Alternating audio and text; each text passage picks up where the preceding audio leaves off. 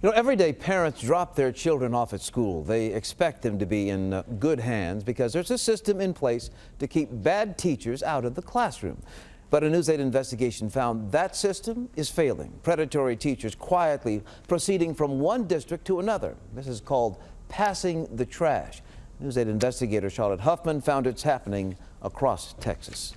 Now tonight we are getting to the bottom of one question. Are school districts trying to protect themselves, the predators, or the students? This is a concealing of a predator. Terry Miller is responding to a News 8 investigation that uncovered case after case after case of teachers who should have been removed from the profession but were not. This is exactly the same as what the Catholic Church has been vilified for decades, passing priests from parish to parish instead of reporting them as the law requires. Stephen Poole is the executive director of one of the teachers' unions in North Texas. If a teacher finds themselves in trouble for alleged sexual relationship with a student, 9 times out of 10, they're going to resign from the district immediately. So most school districts, instead of spending that money to terminate a teacher, will accept a resignation instead. It's a win-win. Teachers resign and quietly leave, districts avoid a messy publicity scandal, and it's like nothing ever happened. It's not a win, though, for children sexually abused by a teacher, and far too many are slipping back into classrooms. It's really easy to sweep things under the rug. It's done all the time in business, it's done in schools, it's done in government.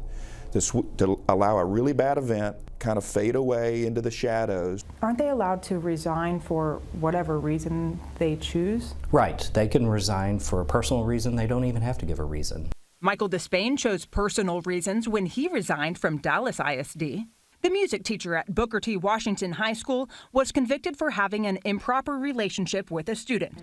That student was Tiger Darrow. She was 17 at the time. Despain was 36. I'm still upset about the fact that people thought that it was a relationship, because it in no way was a relationship.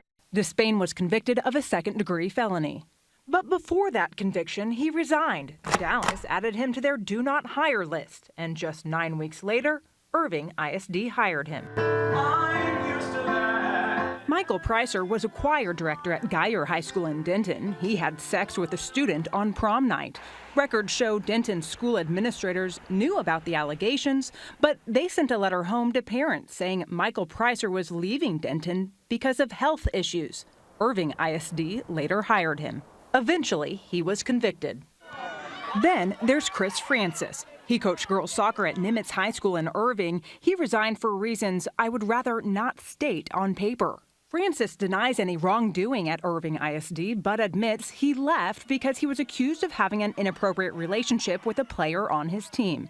10 weeks after he left Irving ISD, Cleburne ISD hired him.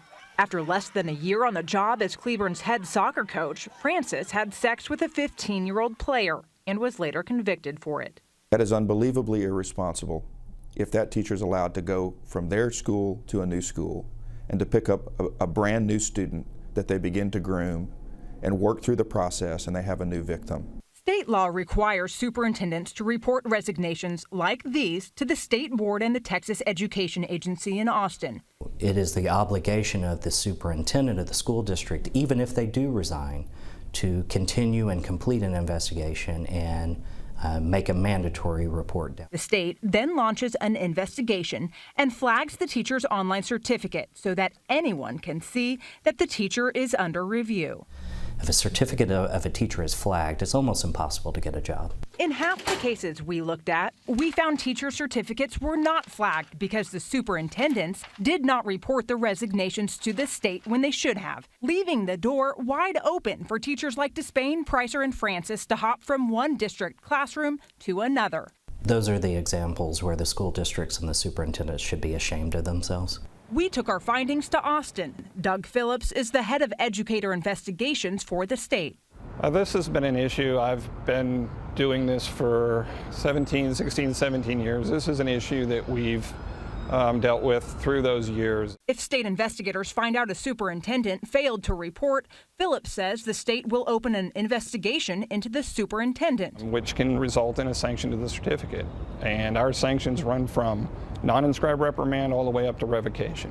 How many superintendents have you actually sanctioned in the past year? In the past year, I believe we're at 1, we may be at 2, and we've got a couple of pending. Getting superintendents to stop passing the trash and start following the law may require action from lawmakers. Action that many like Tiger say is long overdue. I think that there needs to be a very major change, and it needs to happen now. Well, News 8 plans to take this issue to Austin next week and talk to lawmakers about our findings. As for the school districts in our story, they declined our request for an interview and sent us a statement saying they take the safety of students and the laws to protect them seriously.